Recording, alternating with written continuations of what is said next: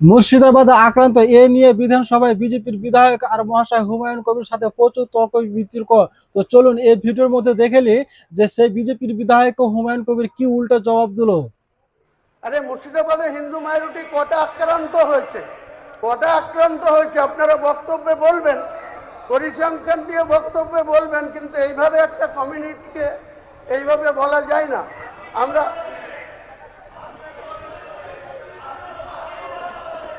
ওইভাবে বলা হয়নি, ওইভাবে বলা হয়নি, আপনি ভুল বুঝছেন। আপনি যেটা হাউসের মধ্যে বলছেন এটা এইভাবে বলা যায় না, এইভাবে একটা সম্প্রদায়কে এইভাবে অ্যাটাক করা যায় না। 37 যেটা বলা হয়েছিল তার সেটা আউটসাইডে বলা হয়েছিল, আউটসাইডে বলা হয়েছিল, হাউসের মধ্যে বলা হয় এমন না। আপনি কি আমাকে থামাবেন নাকি? অনারেবল স্পিকার আমাকে পারমিশন দিয়েছে। আপনি কি বলছেন, আপনি কি বলছেন? আপনি এইভাবে থামাতে পারেন না, আপনি বলক্রম করবেন। আপনি কি আমি জোর খাটাতে চাইছেন? মাননীয় স্পিকার স্যার, একজন সদস্য এইভাবে, মাননীয় সদস্যরা শান্ত থাকুন, বক্তব্য রাখতে দিন। এটা সদনের পবিত্রতা নষ্ট হচ্ছে।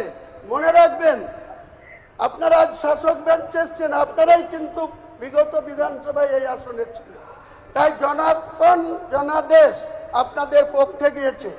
আপনারা 2,93,06,000 ভোট পেয়েছেন। বিরোধীদের ভোট কিন্তু সব মিলে দেখবেন 3,22,00,000 আছে। এটা স্মরণ রাখবেন, স্মরণ রেখে কথা বলবেন সদনে। আপনি কোন বিপক্ষ বলা হয়নি, কোন বিপক্ষ। হুমায়ুন বাবু, আপনি বিষয়ে এসে আপনার 1 মিনিট আছে, 1 মিনিটও নেই, আপনি শেষ করুন। মুখ্যমন্ত্রী অবগত আছেন কোন পরিপ্রেক্ষিতে বলা হয়েছিল। আমার বাড়ির কাছে এসে মাননীয় ইউপির মুখ্যমন্ত্রী যোগীজি এসে আমাকে ডাইরেক্ট আক্রমণ করে বলেছিলেন, তার জন্য আমি পাল্টা বলেছিলাম। এটা সদনের কথা না, আমি সদনে এইভাবে বলিনি, কোনোদিন বলবো না। আপনাদের সকলের এই সম্মান দিয়ে বাইরেও বলবো না, বাইরেও বলবেন না।